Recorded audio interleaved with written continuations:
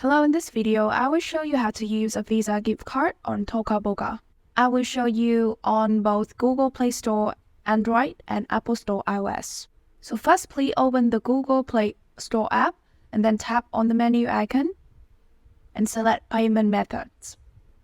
Then tap Add Payment Method and choose credit or debit card.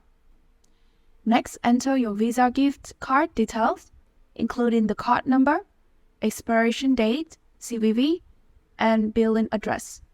Then tap Save.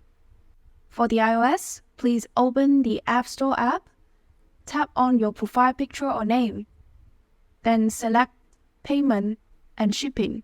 Then tap Add Payment Method and choose credit or debit card. And finally, enter your Visa gift card detail and tap Done. So we are done. I hope you like this video and please subscribe for more video tips.